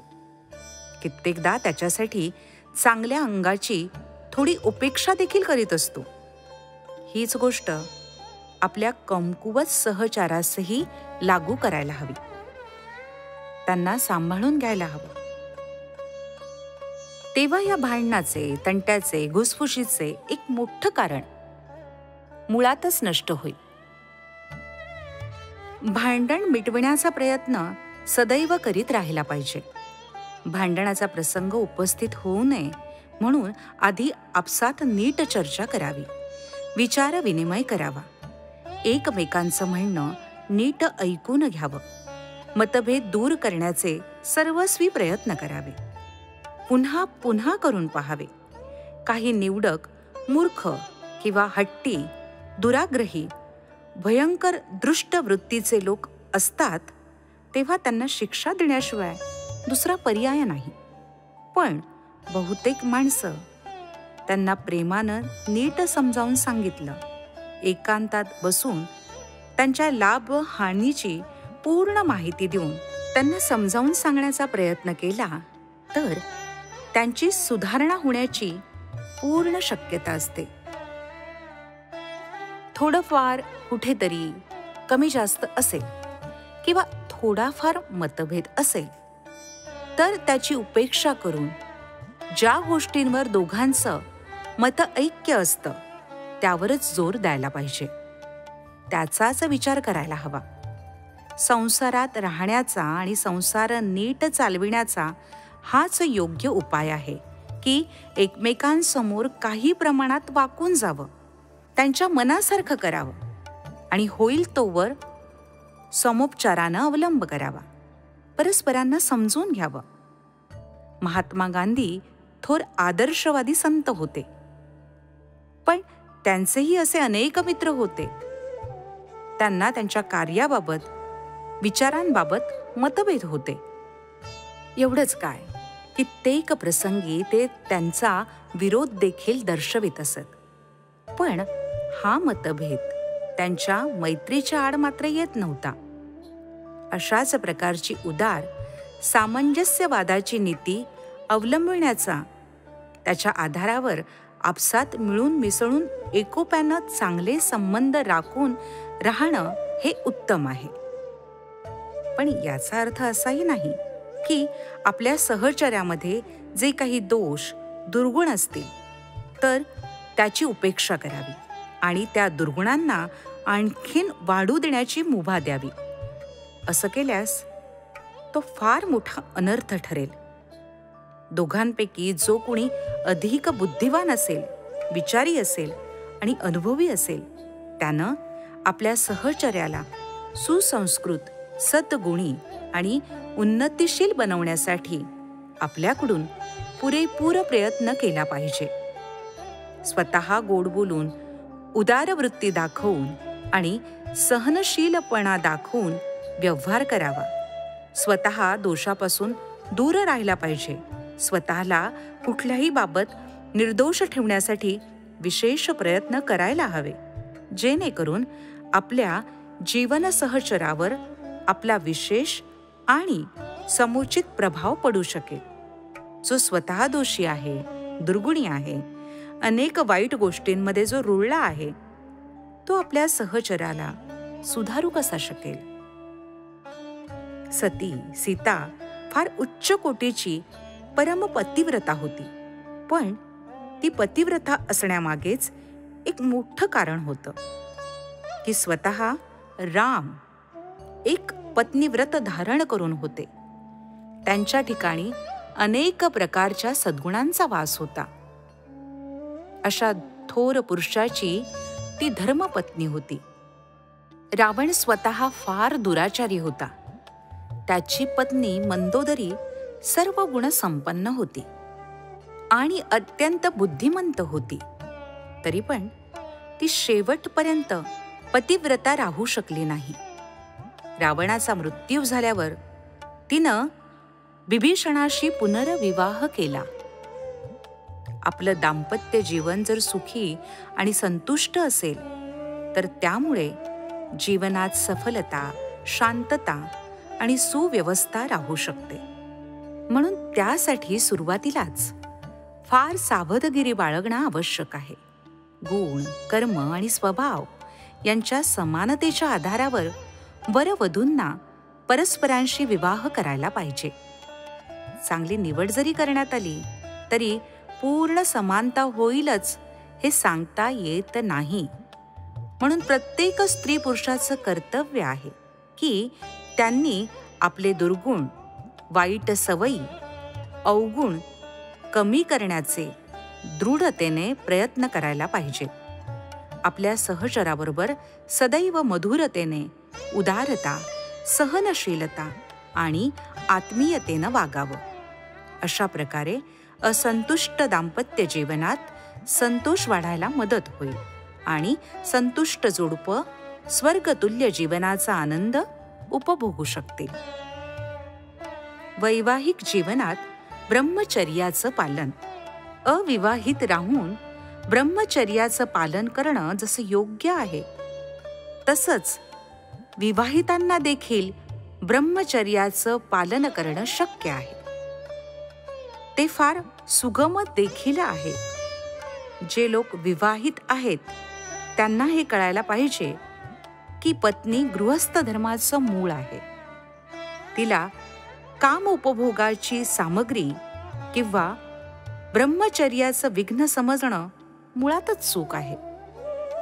सामान्यपणे पत्नीपासून दूर राहिल्यास स्त्री जातीविषयी वासनायुक्त विचार मनात उत्पन्न होतात. दूर असण्यात एक प्रकारचे आकर्षण असते. सामिप्य झाल्यास ते बऱ्याच प्रमाणात नष्ट होते. ज्यांना दाम्पत्य जीवन लाभलं नाही त्यांना ती गोष्ट हवीशी वाटते आणि फार आकर्षक आणि सरस दिसते.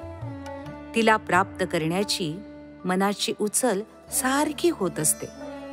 मग जे पती पत्नी सोबतच राहतात त्यांनी जर मनाशी बांधलं तर स्वाभाविक आणि साधे सरळ जीवन जगणं शक्य होतं आणि विकारयुक्त विचारांचं थैमान कमी करता येऊ शकतं. जोवर प्रत्यक्ष परीक्षेची कसोटी लागत नाही तोपर्यंत कुणाची साधना कुठल्या स्तरापर्यंत विकसित झाली आहे, परिपक्व झाली आहे हे सांगता येणं कठीण आहे. जे लोक अविवाहित राहून ब्रह्मचर्याचं पालन करीत आहेत त्यांची ही निष्ठा किती प्रमाणात परिपक्व झाली आहे याची शहानिशा करता येऊ शकत नाही. प्रलोभन समोर आलं की त्याचा देखील पाय घसरू शकतो. पण जे लोक नित्य प्रलोभनाशी सतत संघर्ष करीत असतात त्यांना स्वतःलाच कळून येतं की ते किती प्रमाणात संयमशील आहेत. असंयमाचे, भोगाचे साधन समोर असून सुद्धा जे त्याचा त्याग करू शकतात त्यांचाच त्याग परीक्षेला खरा उतरला आहे असं म्हणता येऊ शकतं. अभावाच्या परिस्थितीत त्यागाच्या नावावर संतोष मानून घेणं हा एक प्रकारचा कच्चा आधार म्हणायला पाहिजे. पती पत्नी जर आपल्या वासनेवर विजय मिळवून संयमानं जीवन घालवित असतील तर त्यांच्या ठिकाणी वासनेऐवजी एक अत्यंत शक्तिशाली आध्यात्मिक तत्वाचा प्रादुर्भाव होतो. त्यालाच पतिव्रत म्हणण्यात येतं.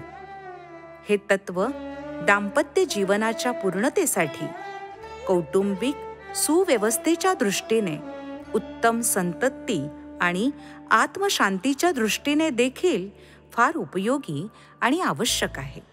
हे तत्व मानवी जीवनाच्या एका अपूर्णतेला पूर्ण करीत असतं. द्वैत्य मिटल्याशिवाय अद्वैत्याची प्राप्ती होऊ शकत नाही. स्त्रीपासून दूर राहणारा, तिच्याशी घृणा करणारा मनुष्य तिला आपल्यापेक्षा वेगळी आणि प्रतिकूल मानत असतो. अशा स्थितीत त्याची द्वैत्य वृत्ती, द्वैत्य भावना बळकट असते. म्हणून त्याला अद्वैत्य ब्राह्मण प्राप्तीमध्ये फार अडचणी येत असतात. अद्वैत्य प्राप्त करून घेण्यासाठी आधी आपल्या पत्नीला, अर्धांगिनीला स्वतःशी अभिन्न असल्याची भावना जागी व्हायला हवी. स्वतःच्या सौंदर्यावर कोणी मोहित होत नाही. स्वतः आपल्याच विषय वासनापूर्तीचे भाव उत्पन्न होत नाहीत. त्याचप्रमाणे पत्नीला जर आपल्यापेक्षा वेगळं मानण्यात आलं नाही, तिला आपलेच अंग मानले, आपल्यापासून अभिन्न आहे असं मानलं, तर ज्या भीतीपोटी ब्रह्मचारी लोक स्त्रीपासून दूर पळत असतात, ती अडचण अशा दाम्पत्याच्या बाबतीत राहणारच नाही. आपल्या अर्धांगिनीला स्वसम समजून आत्मरूप मानून व्यवहार करणं ही अद्वैत्य तत्वाची प्रारंभिक साधनाच होय. या परीक्षेत उत्तीर्ण झाल्यावर आत्मभावनेचा विस्तार विश्वव्यापक पातळीवर करायला सोपं जातं. शुद्ध प्रेमाला परमेश्वराचं प्रत्यक्ष रूप म्हणण्यात आलं आहे. हे प्रेम स्त्री पुरुषांच्या पवित्र मिलनात सहजपणे आणि मोठ्या प्रमाणात उद्भवू शकतं. आईचे मुलावरचे, बहिणीचे भावावरचे, पतीचे पत्नीवरचे किंवा पत्नीचे पतीवरचे प्रेम जेवढे शुद्ध असते आणि त्याचा जेवढा विस्तार होतो, तेवढे कुणाही स्त्रीचे कुणाही पुरुषावरचे प्रेम असूच शकत नाही. सृष्टीने उभयलिंगी प्राण्यांच्या संमिलनात एक सहज उत्कृष्ट प्रेमधारा लपवून ठेवली आहे. हिला जर स्वार्थवृत्तीने किंवा वासनेने दूषित केलं गेलं नाही, तर निसर्गाने दिलेल्या स्वर्गीय निर्झराच्या अमृतजलाचे रसास्वादन प्रत्येक आत्म्याला करता येऊ शकते. कामसेवन केल्यानेच पती पत्नीचे दाम्पत्य प्रेम वाढते, हे समजणं अज्ञानाचं लक्षण आहे. खरं पाहता संयमी व्यक्तीच खरं प्रेम करू शकते आणि त्याचा रसास्वादनाचा आनंद घेऊ शकते. कामाला मनसीच म्हणण्यात येतं. हा विकार मनात उत्पन्न होतो आणि इथूनच संहाराची लीला प्रारंभ करतो. मनाने कामविषयाचे चिंतन करीत राहिल्यास शरीराने जरी ब्रह्मचर्य पाळत राहिलं तरी त्याचा विशेष लाभ मिळू शकणार नाही. कारण मनात उत्पन्न झालेल्या वासनेने मानसिक व्यभिचार हा होणारच. आत्मिक बळाचा संयम कुठे होणार?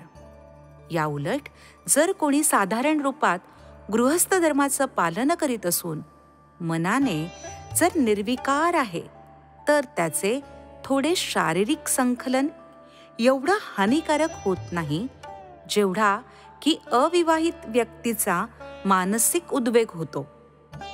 खरं पाहिल्यास शारीरिक आणि मानसिक दोन्ही प्रकारचा संयम बाळगणं हे सर्वात उत्तम आहे.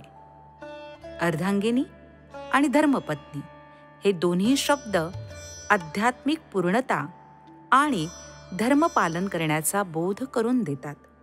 पत्नी या दोन्ही कार्यात सहाय्यक होते, म्हणून तिला आपले अभिन्न अंग जीवन सहचरणी मानण्यात येतं. कामिनी, रमणी, रूपसी इत्यादी रूपानं स्त्रियांच्या विषयी विकारयुक्त दृष्टी बाळगणं हा स्त्रियांविरुद्ध गुन्हा आहे आणि त्यांचा अपमान करण्यासारखा आहे.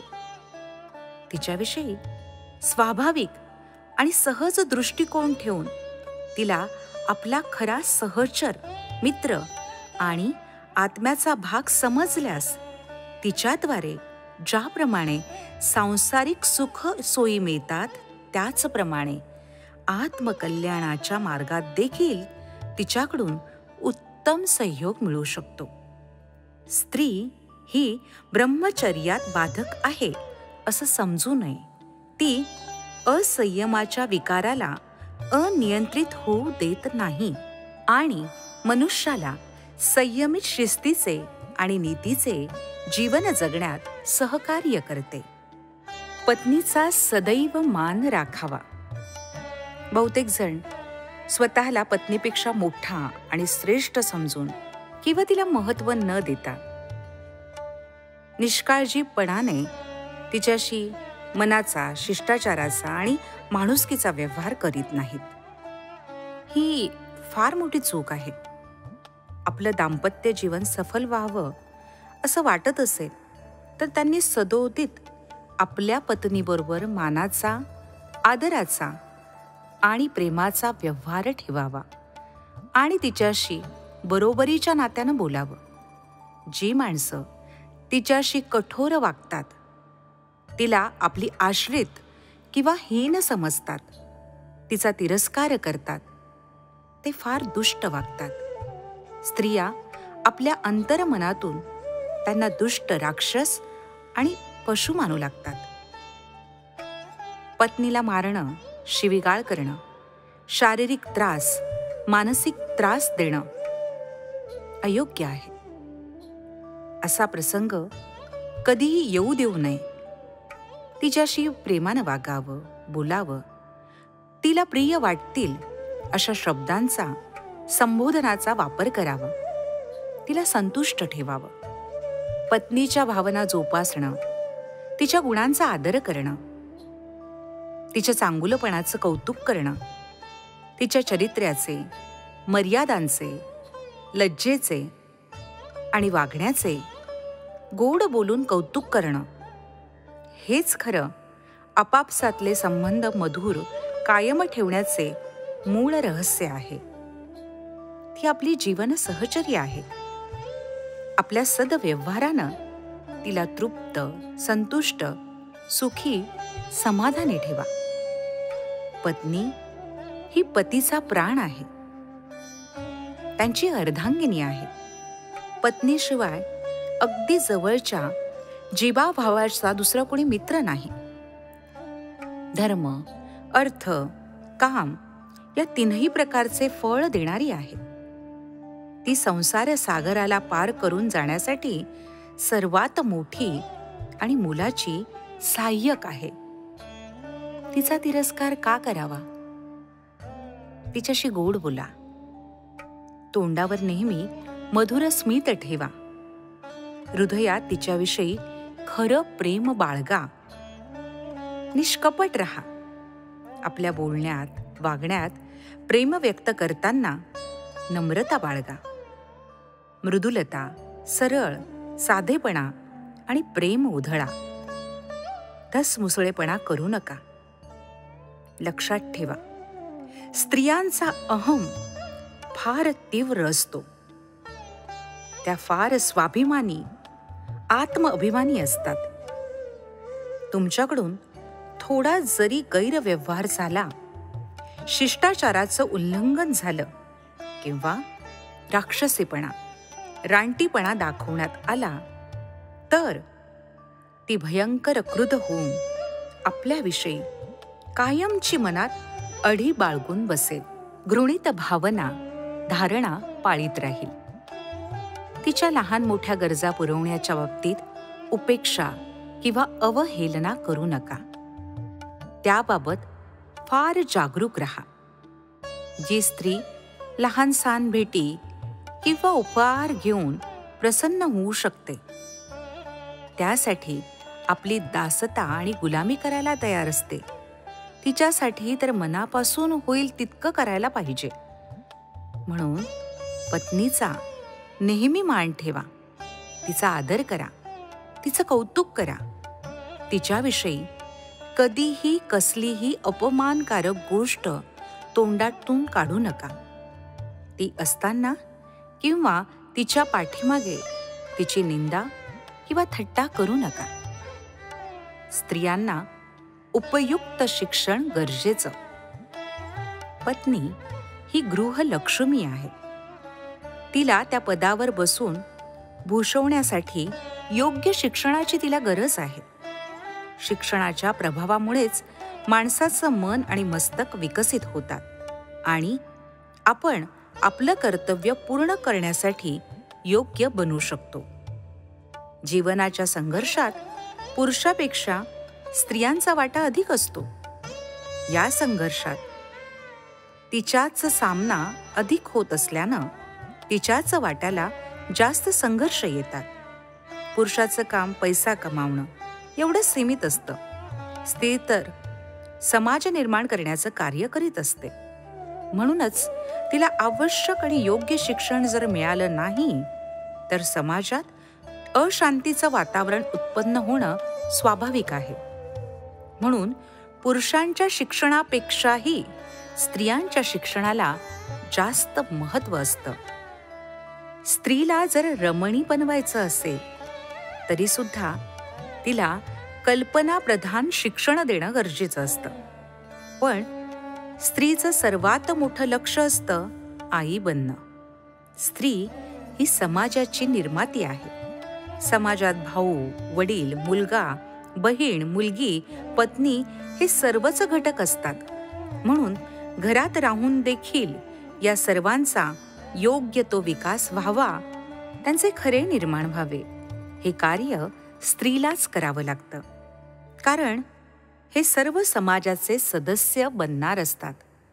समाजाच्या घडणीमध्ये आणि संघटनेमध्ये यांचा मोठा हातभार लागणार असतो.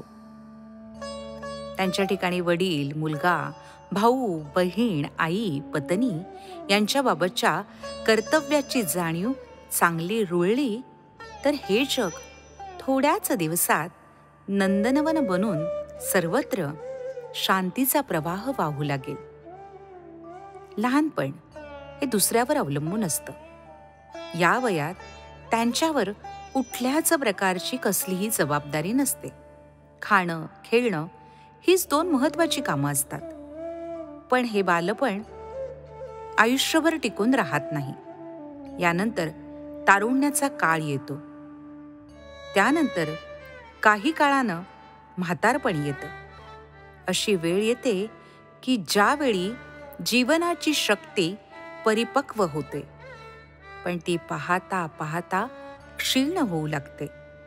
जे शिक्षण आपल्या शक्तींचा व्यावहारिक उपयोग योग्य प्रकारे करून जीवनाच्या संघर्षात सफल होण्यासाठी उपयुक्त ठरतं, तेच शिक्षण जीवन निर्माण आणि शांती प्राप्त करण्यास उपयुक्त ठरतं. आजकाल स्त्रियांना जे शिक्षण देण्यात येतं त्यात भावना आणि वासना यांना उत्तेजन देण्याचे विशेष करून लक्ष देण्यात येतं. पण त्यांना कर्मठपणा शिकवण्यासाठी आणि कर्तव्य कर्म करण्यासाठी प्रेरित करण्यासाठी फारसं प्रावधान राहत नाही. ह्याचा परिणाम व्हायचा तोच होतो. शिकल्या सवरलेल्या मुली शाळा कॉलेजातून बाहेर पडतात. त्या एक प्रकारचे कल्पनारम्य विश्व आपल्या मनाशी बाळगून असतात.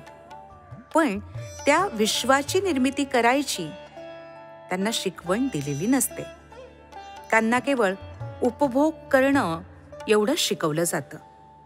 निर्माणाशिवाय केवळ उपभोग करणं कसं शक्य आहे? पण त्यांना या गोष्टीचं ज्ञान नसतं.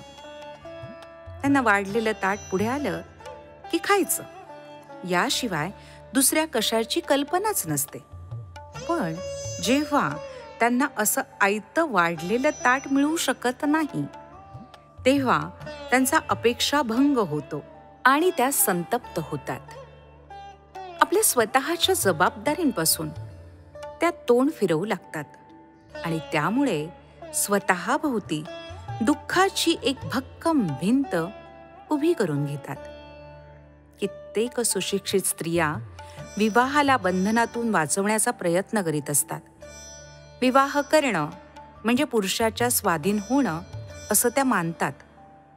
कुणाच्या अधीन राहून जगणं हे त्यांना कुणी कधी शिकवलेलंच नसतं.